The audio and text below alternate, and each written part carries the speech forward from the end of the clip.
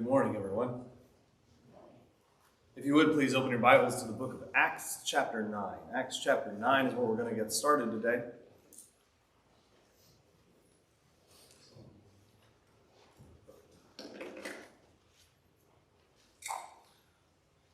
Just in case you're curious, Samantha and Noah aren't going to be here today. Well, at least not here this morning. They went up to Tennessee for the last 3 days because I had a whole bunch of training that I had to do for the fire department. And last night, as they were considering coming home, they said, okay, in between us and home is a massive storm and a 20,000 person Trump rally in Coleman. I don't think we're getting home tonight. And I said, okay. So they're going to come home later today, and I know that's going to be very sad for Noah because he's going to miss Wilder and baby Barrett in Bible class. And so anyway, but just in case you're curious, you won't see them this morning, but I hope to see them tonight. Right now, we're going to Acts chapter 9. Ever since Acts chapter 2, we've been a little behind on the material. And I keep thinking, like, this is going to be the day that we catch up. And we're actually back on the schedule that I had set initially. But it's days like this that I'm actually kind of glad that we're a little behind. Because in Acts chapter 9, as we were talking last week, we talked namely about Paul. Paul as he was on the road to Damascus, and as he saw the resurrected Jesus, and even began then boldly proclaiming in the name of Jesus. But there's a break in Acts chapter 9. And in Acts chapter 9, starting in verse 32, it starts talking about Peter instead. And Peter will be the main subject then throughout Acts chapters 10 and 11 as well. And so it's actually kind of good that we're picking up where we are because we get this nice even picture of Peter beginning therefore in verse 32. Let's read together these two stories about Peter at the end of Acts chapter 9. Acts chapter 9 beginning in verse 32. Now as Peter went here and there among them all, he came down also to the saints who lived in Lydda, where he found a man named Aeneas, bedridden for 8 years, who was paralyzed. And Peter said to him, Aeneas, Jesus Christ heals you. Rise and make your bed.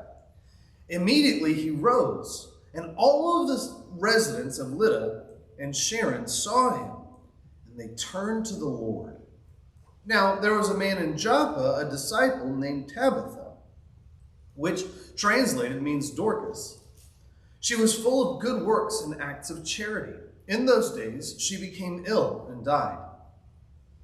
And when they had washed her, they laid her in an upper room. Since Lydda was near Joppa, the disciples, hearing that Peter was there, sent 2 men to him, urging him, please come to us without delay. So Peter rose and went with them. And when he arrived, they took him to the upper room. All the widows stood beside him, weeping and showing tunics and other garments that Dorcas made while she was with them. But Peter put them all outside and knelt down and prayed. And turning to the body, he said, Tabitha, rise. And she opened her eyes. And when she saw Peter, she sat up. And he gave her his hand and raised her up. Then, calling the saints and the widows, he presented her alive, and it became known throughout all Joppa, and many believed in the Lord.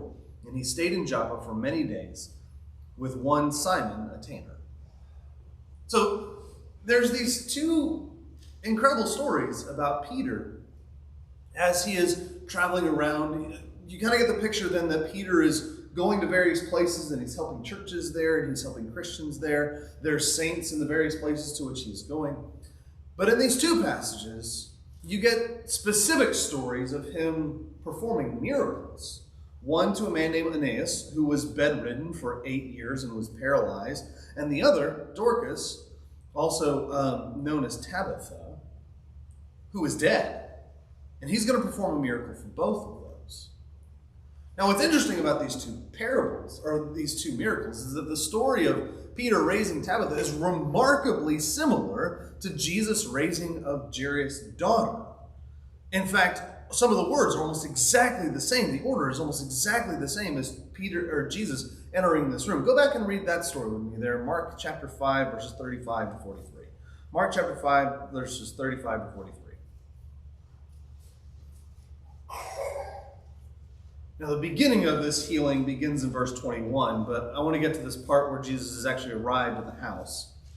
It says in verse 35, Mark chapter 5, verse 35, while he was still speaking, there came from the ruler's house some who said, "Your daughter is dead. Why trouble the teacher any further?" But overhearing what they said, Jesus said to the ruler of the synagogue, "Do not fear, only believe." And he allowed no one to follow him except Peter and James and John, the brother of James. They came to the house of the ruler of the synagogue, and Jesus saw the commotion, people weeping and wailing loudly. When he had entered, he said to them, "Why are you making a commotion and weeping? The child is not dead, but sleeping." And they laughed at him. But he put them all outside, and took the child's father and mother and those who were with him, and went in where the child was. Taking her by the hand, he said to her, "Talitha kumi," which means, "Little girl, I say to you, arise." And immediately the girl got up and began walking, for she was 12 years of age. And they were immediately overcome with amazement, and they strictly charged them that no one should know this, and told them to give her something to eat. What similarities do you see between these two stories?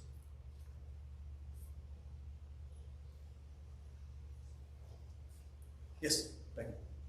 They both have, they related in the upper room, and they put the people houses up. Good. So he kind of isolates the immediate audience to those, to just a few people. And who was among those for Jesus' healing? I mean, there was the father, the mother, and then Peter. There's Peter and James' brother, right? But I want to emphasize that Peter is here in the room. And so all of these similarities, it's almost like a deja vu. He's been there before. His role is just changing. So Jesus takes Peter in with the others into this smaller room, and the girl is laying there dead, both in this raising of Jairus' daughter and in this situation with Tabitha as well. And then what's said to them? Arise. Taking them by the hand, they said, name. Well, actually, for Jesus, it was Talitha kumi, which oddly enough sounds like Tabitha, but that's not my point. Talitha kumi is almost like, Talitha is almost like saying little girl. It's this term of endearment. And so Jesus says, Talitha kumi, and then Peter says, similarly, Tabitha, rise. And they get up and they immediately start functioning and moving around. And there's a lot of amazement, even though Jesus told them, don't tell anyone. The reaction is similar as well. But here's my question. How are these similarities significant? What's the point that Peter is now performing this miracle in almost the exact same way that Jesus once performed this miracle? What lesson are we supposed to take from it? Peter did mention in Jesus' name. Good. So this is still then the power of Jesus performing this. This is not necessarily Peter who then therefore has this power. It is still the power of Jesus. It's a continuation of the story. You had something else you were going to say. Yeah, I was just going to say he had that example. He was there with Jesus when he saw him raise the little girl. Good. So he had that example, and he remembered that, no doubt. And he knew it was the power of Jesus that was doing it. You almost get, I see Mr. Just give me a quick second. You almost get the faith of Peter to know that Jesus has given the apostles the Holy Spirit. He has told them in Mark chapter 16, you're going to do even greater things. Peter's present for all of that. And now all of a sudden he gets to this situation and he doesn't come to the door with all the wailers and go, oh, yes, this is so sad. Now that wouldn't have been a bad thing for him to do. but he knows the power of Jesus and the power of Jesus with him. And he is willing and confident to go into the room and say to this woman, rise. And so you really get a transformation of the apostles as well. Ms. Judy, what were you going to add? I was just gonna say, in both cases, it was an affirmation of who Jesus was. Right. In the beginning, with Jesus, he was affirming who he was, and then later on, Peter trying to teach people was also affirming in Jesus' name. He was doing things in Jesus' name, so affirming that Jesus was the Christ inside. It almost then becomes, because he is affirming the identity of Jesus, Jesus affirming his identity by performing the miracle, Peter confirming Jesus' identity by continuing the miracle, you really almost get the picture of Jesus resurrected as well. Not just that he raised and ascended and went up to heaven and is elsewhere and just completely distant. You get Jesus' power continuing as well, such that he is not just the one who even left the tomb. He's the one who continues in power as well. And Peter is illustrating that even by performing this miracle. I wanted to ask you another question concerning this section. Peter did make a point on multiple occasions to give Jesus the glory, to say that this was in Jesus' name. Why would it be important for Peter to do this? To say, this is the power of Jesus doing this, or doing it in his name? Becky? Because it's just like it's important for us to know that anybody that comes to Christ is not through us, it's through his word.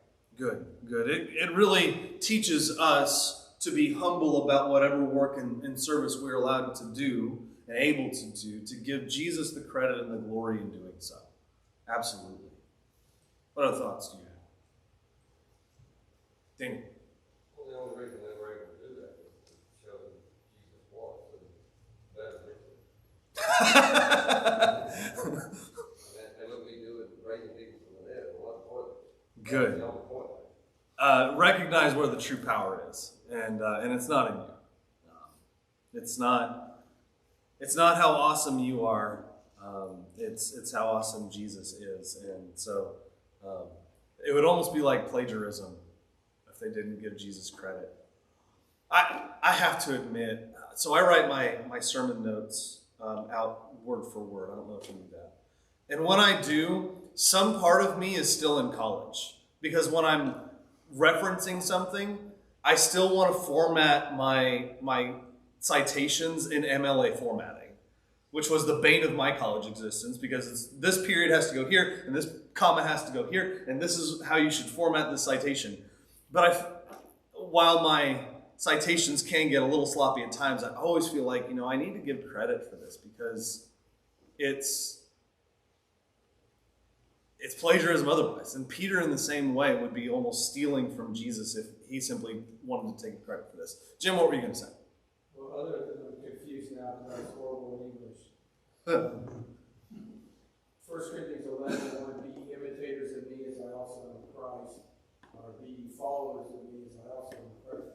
That kind of is sitting back in my mind as I'm hearing all this, and I think it goes along with they don't want the credit. We just got this from him. Y'all follow him, but if you need our example, follow our example, because that's his example that we're following. That's a great example. That's a great thing to mention. So Peter is now performing these great miracles, and Peter has really become the focus of this story. Now, Peter's also going to be the focus of the story beginning in Acts chapter 10 as well. So go ahead, and now we're going to turn our attention to Acts chapter 10. The only reason I include the note is because it would be a different page in your workbook if you're following along. So in Acts chapter 10, we're introduced to another person. His name is Cornelius. And what I want to do right now is I want to read the details included about Cornelius. And I want you to think, if Cornelius was alive today, what would he look like? What would he be doing? What similarities might you find to this original Cornelius? So let's read the description of Cornelius and try to build this picture of a modern day Cornelius afterward. So it says in Acts chapter 10, verses 1 through 8. At Caesarea, there was a man named Cornelius, a centurion, who was of what was known as the Italian cohort, a devout man who feared God with all his household, gave alms generously to the people, and prayed continually to God. About the 9th hour of the day, he saw clearly in a vision an angel of God come in and say to him, Cornelius. And he stared at him in terror and said, What is it, Lord? And he said to him, Your prayers and your alms have ascended as a memorial before God. And now send men to Joppa and bring one Simon, who is called Peter. He is lodging with one Simon, a tanner, whose house is by the sea. When the angel who spoke to him had departed, he called 2 of his servants and a devout soldier from among those who attended him. And having related everything to him, he sent them to Joppa. Okay. So this is your first introduction to Cornelius. Based on this description, what would a modern day Cornelius look like?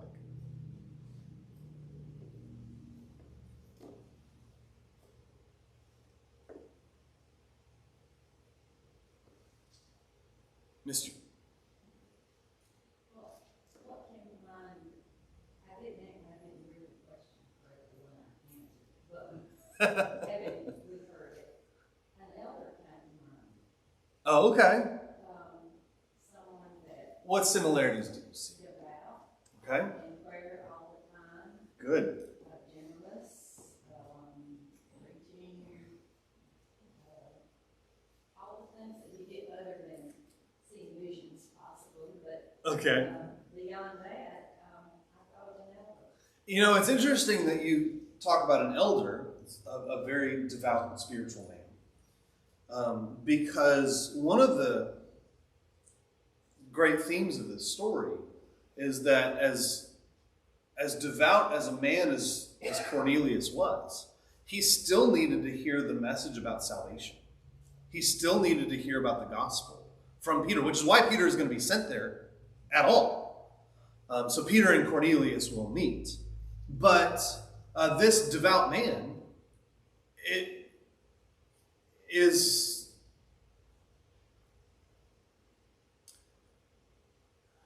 he's almost just what you would call a good person, if you will. I mean, there are a lot of people who are not Christians. There's a lot of people who are not in a relationship with Christ. They're not followers of Christ.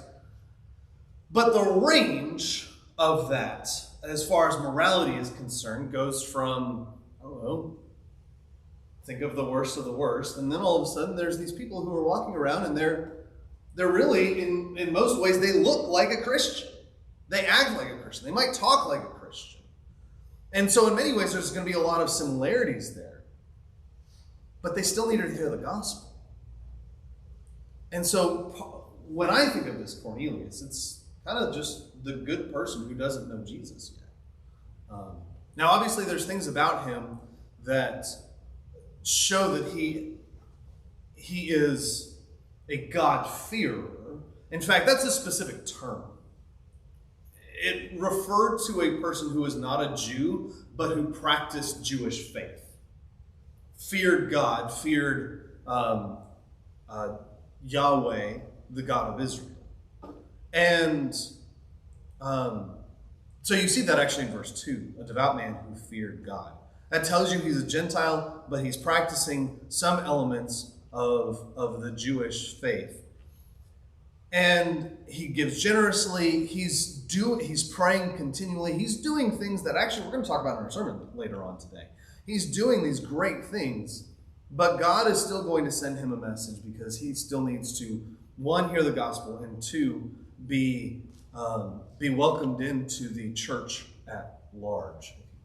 Some of you seem to have some thoughts. I see plenty of wheels turning. What would you like to add to the conversation? Go ahead, Jim. He seems to be a somewhat powerful man. That is very true. So if we're going to think of the modern day Cornelius, it's not just the religious aspects of him.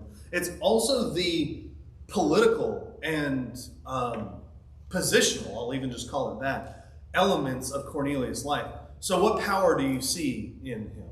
Well, one is a centurion, which means he's over 100 men, so. Right. He's told to tell his people to go do stuff, and he does. So he has some power, and people obey him. He has people working under him. Absolutely. I'm glad that you pointed that out, that he is a centurion, and that means that he's over at least 100 people. It's the same thing from which we get cent. There's dollars and cents. How many cents are in a dollar? 100, right? So he's over at least 100 cents, 100 soldiers. And in doing so, he's a man of great authority. So by the time he gets this vision from the angel, he says to some of his subordinates, including a devout man who was a soldier, that they need to go and retrieve this Simon Peter who was staying at Simon the tanner's house. By the way, I'll try not to confuse that too much, but it's kind of like being named Josh in an elementary school, or at least when I was growing up, someone says, Josh, yeah? As 3 people turn their heads. I mean, that's kind of what's happening in the house in which Peter's staying at the moment. So you get this powerful man, this devout man. This picture of the modern day Cornelius might also therefore be an incredibly successful person. In a worldly sense, someone who has great education, a great position, whatever. They might even be the owner of a company, who knows. That's the kind of picture that Cornelius should encompass. So what happens next is that Peter is also going to get a vision. It says in verse 9, the next day, as they were on their journey and approaching the city, Peter was on top of the house, or up on the housetop, about the 6th hour to pray. And he became hungry and wanted something to eat. But while they were preparing it, he fell into a trance and saw the heavens opened and something like a great sheet descending, being let down by its 4 corners upon the earth. In it were all kinds of animals and reptiles and birds of the air. And there came a voice to him, "Rise, Peter, kill and eat."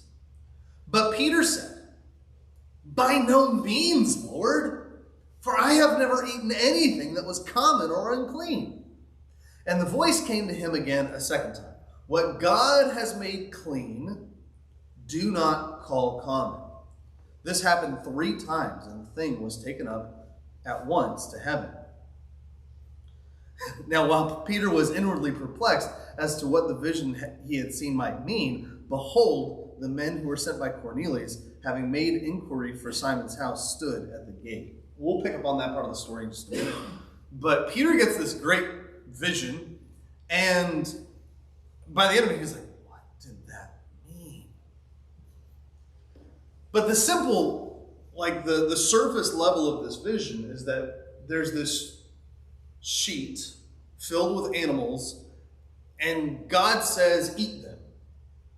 He's like, no, never. And he specifically calls those foods unclean. Do you know what that refers to? Do you know what that's talking about? Unclean foods? Some of you are nodding your heads. Okay, so it was the practice of kosher law, which Jews still keep today. In fact, you can go through the grocery store and there's specific demarcations on items in the grocery store that will tell you that it was kosher made. And kosher really begins in Leviticus chapter 11. Leviticus chapter 11 gives these food restrictions for the Jews for things that they were allowed to eat and things that they were not allowed to eat. Specifically, meats that they were allowed not or to eat. And the laws concerning that were that among land animals, a kosher animal chewed the cud and had cloven feet. Those were the 2 signs. So it even gives the exception. So a pig has cloven feet, but it doesn't chew the cud, therefore a pig was unclean. A rabbit chews the cud, but doesn't have cloven foot. So that's why the rabbit is unclean. So animals that would have been considered clean to them would have been things like a cow, things like a sheep, things like a goat. These were clean animals.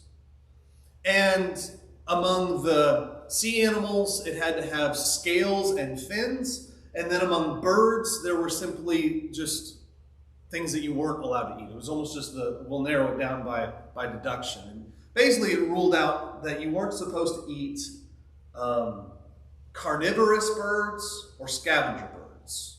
I'll just boil it down to that. And so there were all of these rules about what Jews were allowed to eat and not allowed to eat. And all of a sudden, the picture that you're getting is that there's all kinds of reptiles and birds and animals in this sheet. And Peter's like, whoa, I don't want to eat that. So here's what I want you to do for just a quick second. What might have been in the sheet? What animal would be in that sheet that would just make you go, whoa, I don't want to eat that? What's on your list? A snake. I'm always fond of eating weird things, by the way. You might even say some things that I've had before. Snake isn't one of them. But if there's a snake in the sheet and someone said, hey, here's snake for dinner, you might go, no. If you've never had one, it's never, snakes actually taste pretty good. But if you've never had Have you had one?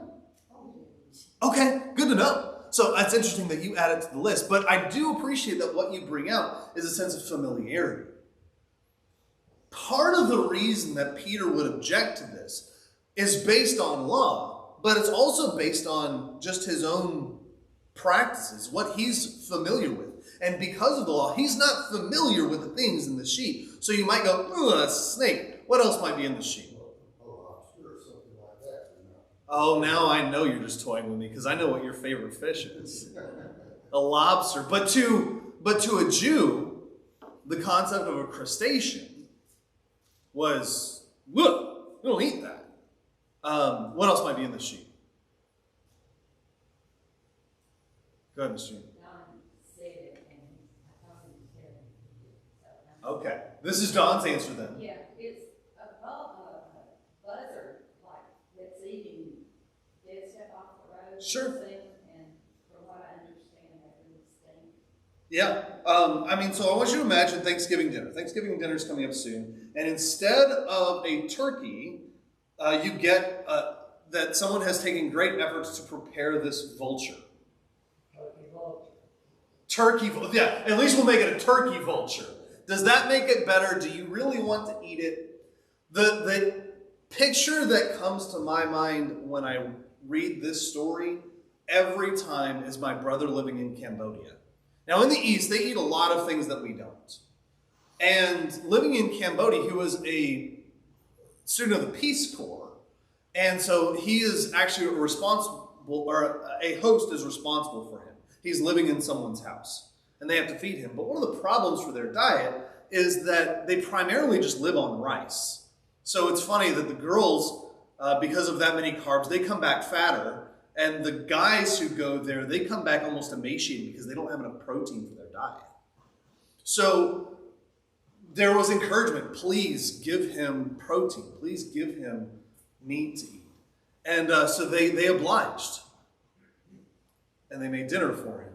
And so he walked in and he saw a bowl of rice and a rat. Yeah, you know that feeling that you're having right now? Ugh! That's what Peter's experiencing right now.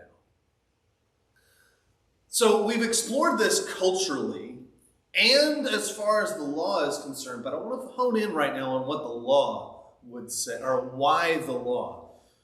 So Peter was repulsed by the command to violate kosher law, the Jewish practice of distinguishing foods. He concludes from this vision that God shows no partiality. He says that in verses 34 and 35. Go ahead and read that with me. So Peter opened his mouth and said, "Truly I understand that God shows no partiality, but in every nation, everyone who fears him and does what is right is acceptable to him." So Peter eventually realized what this vision is about. So let me ask this. What does the dissolution of kosher teach about the initial purpose of the law? If he's breaking down culture, And they're not just breaking down the law, but he's also therefore breaking down a cultural barrier. What was the point of kosher to begin with? Daniel, go ahead. Same as all the Levitical stuff. And what was that? Basically, just discipline, training, getting a bunch of idiots to get a discipline, basically. Okay. You have to obey.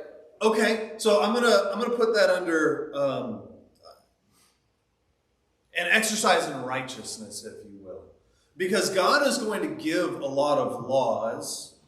And one of the reasons that he does so, see Romans chapter 5, is because he's going to show human weakness in the ability to be righteous on your own. So he's trying to get them, these idiots, as you say, to be disciplined, to follow the law, but they're not doing so. And so there is almost a weakness in the law itself, which we're going to talk about Romans right now. My plan is to teach Romans beginning in January, which means I have 5 months until that happens, and I'm really glad that I have 5 months. Normally, I can write a class in about 2. But this one, I'm glad I have every day that I have to get this Romans class ready. Go ahead. I will add that we're idiots too, but we got a pretty good playbook. They started. Thank you for the modification. We're idiots too. We just have a better playbook. That's great. So that's one of the reasons for the law. Sure. What was the other reasons for the law? That specific law? Yeah, that specific law of kosher. Protection. Okay, some people have argued that God gave them these rules because it was ultimately going to be better for them. Don't eat pigs because it could be one of the most toxic meats if it's not prepared correctly. Don't eat vulture birds because you don't know what they're going to be carrying. I heard a great quote. It's not just you are what you eat, you are what you eat eats. Talk about the diet of the things that you're eating. And so maybe some of that is going in there too.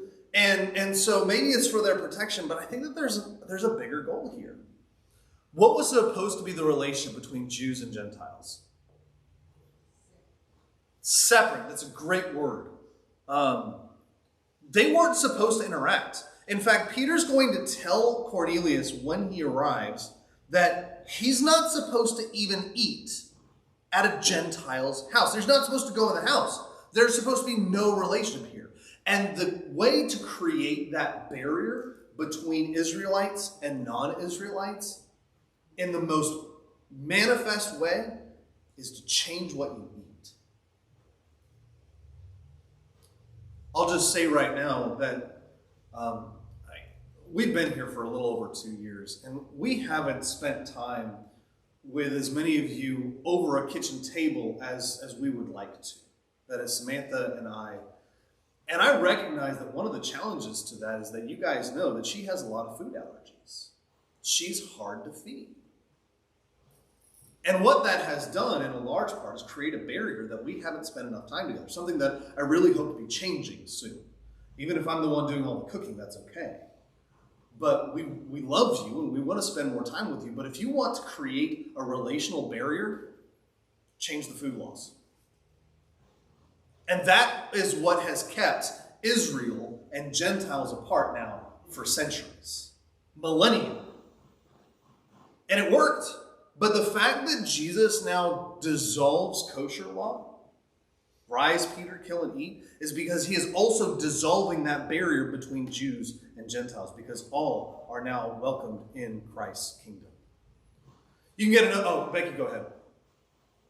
It's kind of strange that they don't even think about the centurion that came to Jesus for help. Good. And I mean, it's kind of strange that they don't connect that people, there's no partiality right then. Jesus was still a centurion servant. But You know, I'm glad that you bring that up, because it's not just the centurion. In fact, it's a major theme throughout all of Luke that Jesus reaches out to those that are not Israelites. You get that beginning in Luke chapter 4, in which Jesus is teaching in Nazareth, and as he does so, he says, no prophet was sent to any widow except the widow in Zarephath, and no leper was healed except Naaman, the Syrian. Like he gives these examples because it's a great theme throughout Luke that this is the gospel for the outcast. And that goes all the way through. And now that theme is continuing into Acts. You're actually getting to see the fruition of the seeds that Jesus was already beginning to plant, that he already affirmed that this is not just for Jews, it's for Gentiles as well. So I'm glad you bring that up. I'll give you one more verse that talks about just the disillusion of kosher law, and it's in Mark chapter 7. In Mark chapter 7, there's kosher really expanded for the Jews. In fact, to this day, one of the greatest laws about kosher is that vegetables and meat are not allowed to be prepared in the same place. And therefore, these kosher insignia that you can get on things in the grocery store, even referred to, these were prepared in separate places. So with the evolution of kosher law, by the time of Jesus' day, you also get hand washing as being a part of that. That they believe that this is now required for things to be clean for you to eat. But Jesus makes this incredible statement in Mark chapter 7, verse 18. And he said to them, "Then are you also without understanding? Do you not see that whatever goes into a person from the outside cannot defile him, since it enters not his heart but his stomach and is expelled?" Mark explains that for us. I'm really grateful that he does with this nice parenthetical statement. He says, "Thus he declared all foods clean." Jesus has already declared all foods clean, but you still get the fact that Peter is repulsed by it. So there is, though Jesus has already made this clear, you get kind of an evolution of their understanding of it, especially given that Peter would have been one of the great source materials for the book of Mark, that Peter might very well have been the one to explain this to us, just as an aside. So we get the disillusion of kosher law. But Peter is now going to go to the house. And in chapter 10, verse 34 to 43, Peter's going to get an opportunity to share this short speech and the gospel. Here's what he says. "So Peter opened his mouth and said, 'Truly I understand that God shows no partiality. But in every nation, everyone who fears him and does what is right is acceptable to him. As for the word that he sent to Israel, preaching the good news of peace through Jesus Christ, he is Lord of all. You yourselves know what happened through all Judea, beginning from Galilee after the baptism that John proclaimed. How God anointed Jesus of Nazareth with the Holy Spirit and with power. And he went about doing good and healing all who were oppressed by the devil, for God was with him. And we are witnesses of all that he did, both in the country of the Jews and in Jerusalem. They put him to death by hanging him on a tree. But God raised him on the third day and made him to appear, not to all the people, but to us who had been chosen by God as witnesses, who ate and drank with him after he rose from the dead. And he commanded us to preach to people and to testify that he is the one anointed by God, or appointed by God, to be the judge of the living and the dead. To him all the prophets bear witness that everyone who believes in him receives forgiveness of sins through his name." Okay, so this is Peter's short speech, his presentation of the gospel. Here's my question for you. Which of the same major themes would you address should you get the opportunity to share the good news about Jesus? So I want you to imagine that you get a chance to sit down and tell someone about the Bible. You get to sit down and tell someone about the gospel.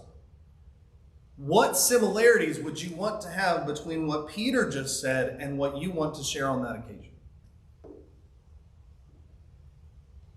Todd, go ahead. All of them. I mean, it's the same story. Okay, good. I mean, it hasn't changed. I guess the message is still very valid. Okay, let's break it down. Because while you're right, all of them, let's see, what are some of these major elements then that we should be including as we share the gospel with other people? Becky, go ahead.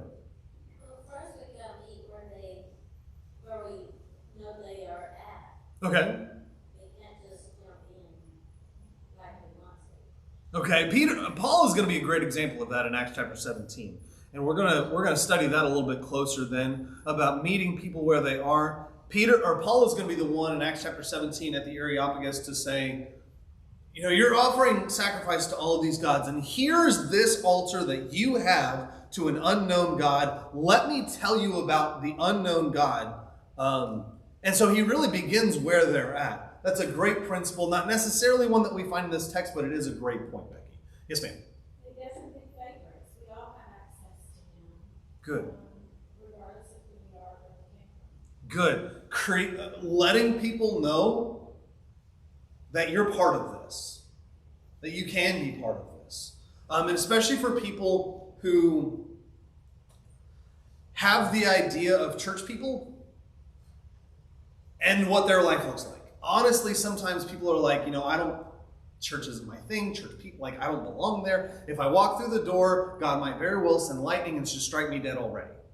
People get that feeling that they're not welcome. But letting people know he is God of all is an important part of sharing the gospel. That's great. What else?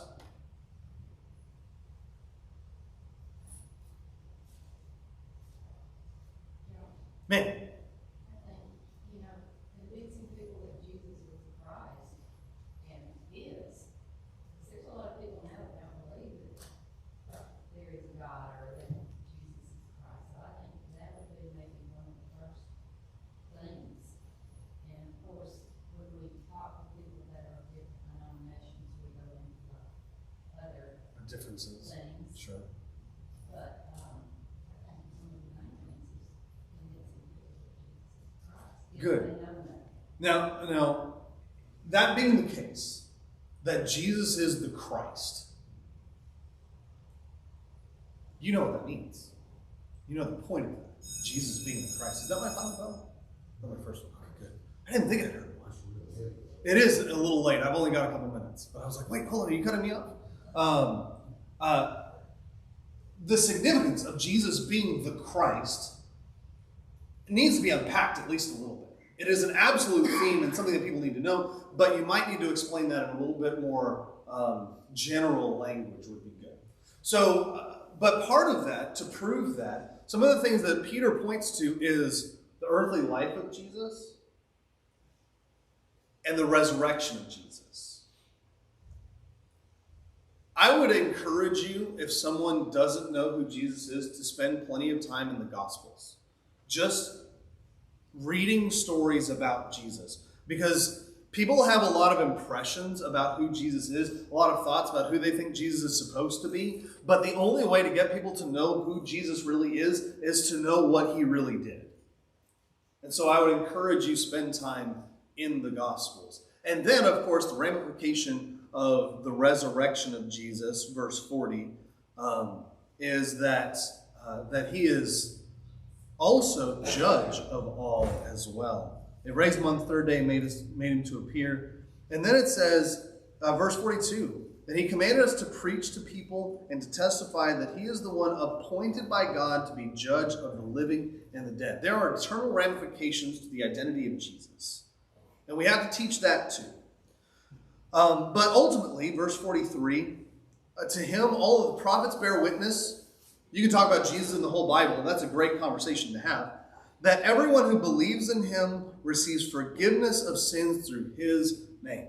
This is the message of hope and cleansing and redemption, that we can receive forgiveness of sins through his name.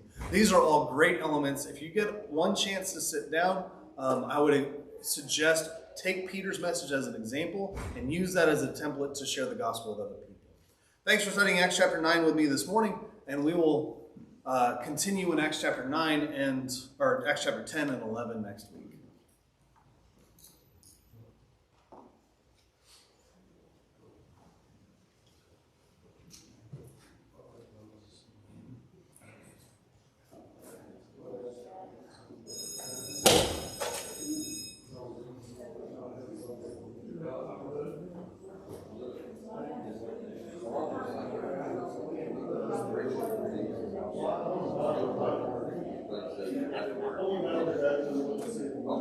Hey, how you doing?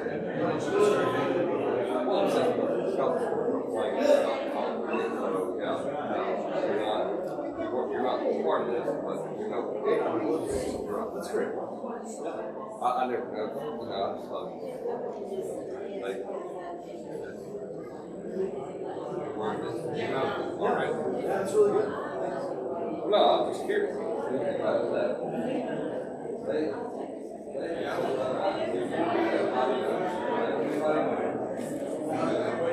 How can you say that word? No.